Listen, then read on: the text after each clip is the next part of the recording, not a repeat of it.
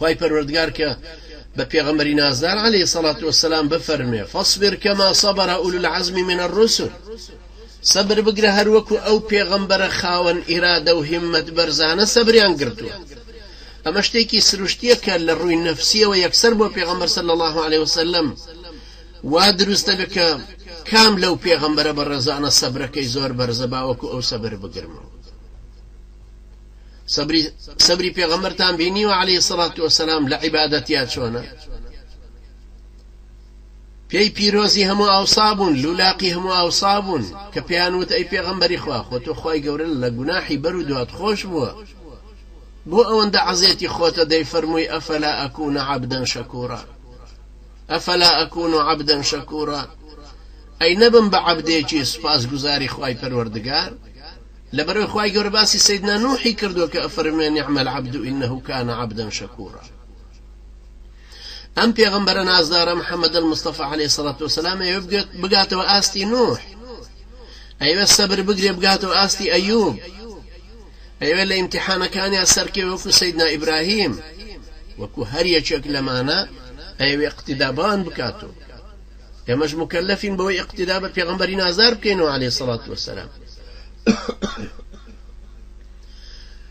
خوای گەورە فەرمێ لقد كان لكم في رسول الله أسوة حسنة لمن كان يرجو الله واليوم الآخر وذكر الله كثيرا.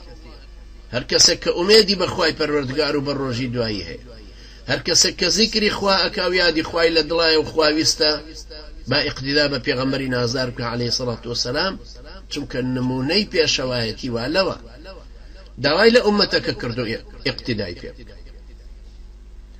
قد كانت لكم أسوة حسنة في إبراهيم والذين معه إذ قالوا لقومهم إنا براء منكم ومما تعبدون من دون الله. لسورة ممتحنة يا أخوي پروردگار نموني سيدنا إبراهيم مسلمان كان رفيقي أو دينيتوا بأوي سيدنا محمد عليه الصلاة والسلام مسلمان كان أويش اقتداء بوهل ويستبكنوا قالوا لقومهم إنا براء منكم ومما تعبدون من دون الله كفرنا بكم وبدا بيننا وبينكم العداوة والبغضاء أبدا حتى تؤمنوا بالله وحده. هلم هلو يستعنى بويا بيستا اقتداء كردن ببيغمبري نازدار عليه الصلاة والسلام. جا درباري اوان فرمي لقد كان لكم فيهم أسوة حسنة نموني بيشوايتي جوان لسيدنا إبراهيم و مسلمانان دورو بريا أبينن كوابو إيوش وكو أو بكن أم پیغمبر نازدارك وكو أبي كردو إيوش لدورو بريا أم پیغمبر نازدار عليه الصلاة والسلام وابكن.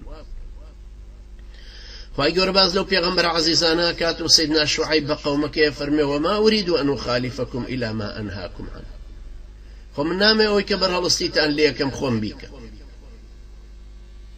هر يچه لوانا نمونەی پێشەوایەتی بوو لە ناو میلەتەکەی خۆی و دوعاشیان نەکرد هەر یەکێ ئەپاڕایە و ئەی یا ڕەبی خوایە ئەم خەڵکە پارێزکارکەی و ئەهلی دین و تەقواداریان کرد ئێمەش بۆ ئەوان بکەیتەوە بە ئیمام. والذين يقولون ربنا هب لنا من أزواجنا وذرياتنا قرة أعين واجعلنا للمتقين إماما. مجاهد فرمى معناك يويك خوايا بمانك ببيشوا لتقوايا لخوا ناسيا لباريسكاريا لدينداريا بوي او كسانيك لبيش ايموان ايما اقتداء من بيكردون او هنيك لدواي ايما جدين اقتداء بايما بكن. اما او كسيك ايما خلق اقتداء بيبكان خويوانيا خوا لا ما انت على قناحي هرا قوري. خواهي قرآن فرمي أتأمرون الناس بالبر وتنسون أنفسكم وأنتم تتلون الكتاب أفلا تعقلون.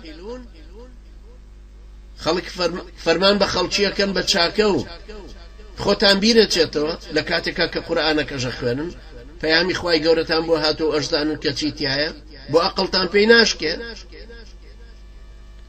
گەورەترین شتێکیش کە ڕقی خوای گەورە هەڵبسەنێ ئەوەیە کە کابرای داعی فەرمان بە چاکە و بەرهەڵستی لە خراپە بکە لە ناو خەڵکیە بەڵام خۆی بە پێچەوانەوە کارە چاکەکان نەکە یا کارە خراپەکان ئەنجام بدە. يا أيها الذين آمنوا لم تقولون ما لا تفعلون. كبر مقتا عند الله أن تقولوا ما لا تفعل. أو إكا قورترين شترقي خواي قورة هلا سينا أويا كإنسان بۆ خۆی کردەوەی چاکە بە خەڵکی نیشاندا بەڵام خۆی نەیک.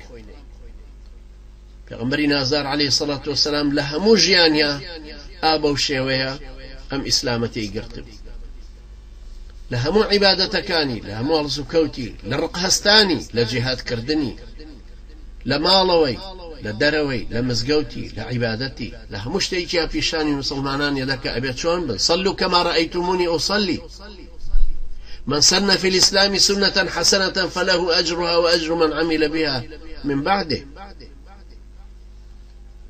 پیغمبر نازار عليه الصلاة والسلام يفرمو اقتدوا بالذين من بعدي أبو بكر وعمر، اقتداتا لدواي من بأبو بكر وعمر به.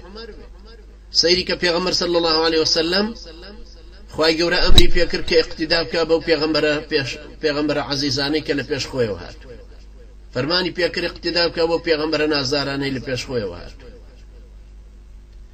مسلمانانش پێویستە اقتدا بە پێغەمبەری خوا بکەن عەلەیهی سەڵات وەسەلام. پێغەمبەری خوا عەلەیهی سەڵات وەسەلام ڕێبازەکەی دیاری کرد، فەرمووی لە دوای من ڕێبازی ئەبوو بەکر و عومەر بگرن، چونکە ئەوە ڕێبازی ئەو پێغەمبەرانە سەلامی خوایان لێ.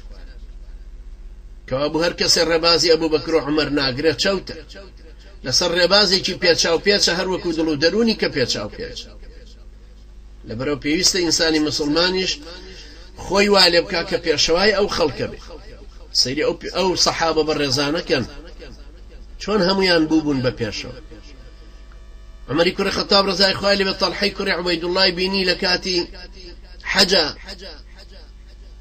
ئیحرامێکی پێوە بوو، لایەکی سوور بوو. عومەری کوڕی خەتاب لێ قبوڵ نەکرد، فەرمووی ئەمە چییە، بۆچی ئەم لایە سوورە؟